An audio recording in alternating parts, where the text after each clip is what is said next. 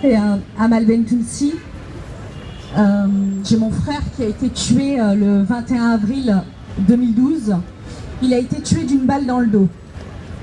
Amin, c'est un jeune parmi tant d'autres qu'on a stigmatisé dès son plus jeune âge, qu'on a jeté au loup, puisqu'il a été emprisonné à l'âge de 13 ans. Et depuis, il n'a pas choisi son parcours, mais on lui a imposé. Malheureusement, sa triste vie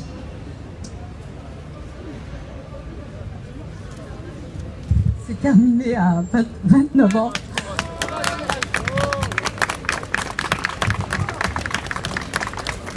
Amin, on a été sans pitié avec lui.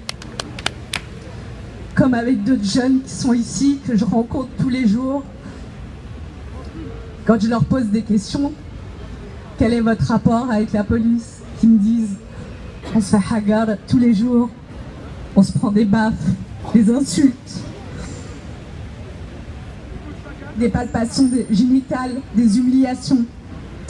Donc voilà la conséquence de ces pratiques policières, c'est que dans la tête de ces gens, de ces jeunes issus de l'immigration, eh ben, c'est le chaos. Donc quand c'est le chaos dans notre tête, qu'est-ce qui nous reste?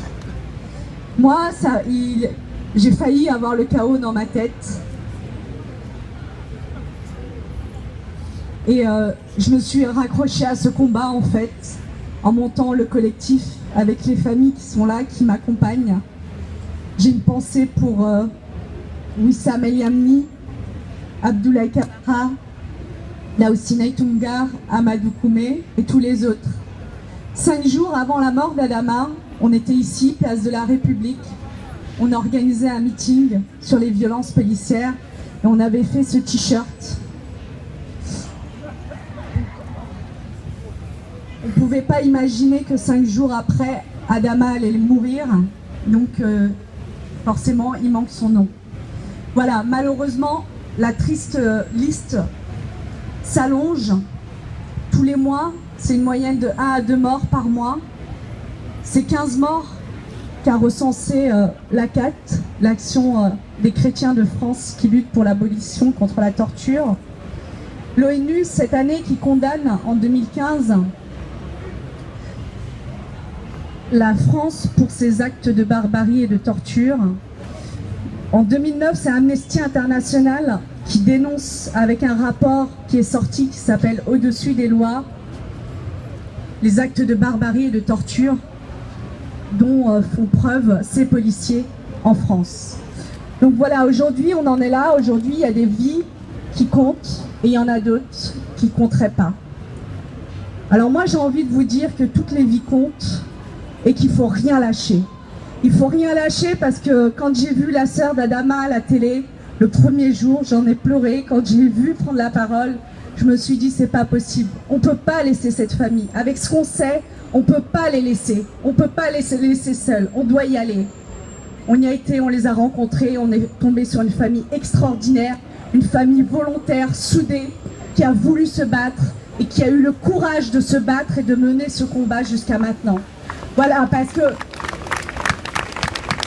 le problème, c'est que souvent les familles ont peur et elles n'ont pas eu peur. Cette famille n'a pas eu peur et elle est là.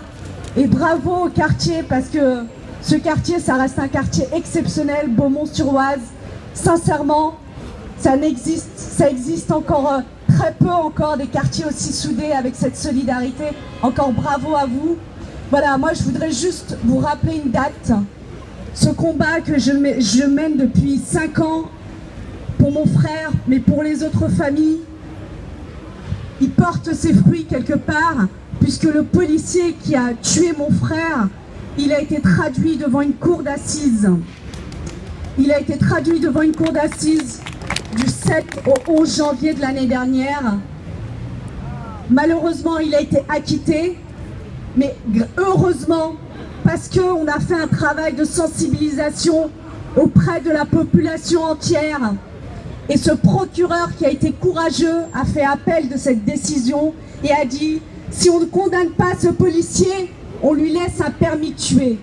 Donc aujourd'hui, ce policier va être traduit à la cour d'assises de Paris. Je vous donne rendez-vous, il faut que vous soyez nombreux, du 6 au 10 mars 2017.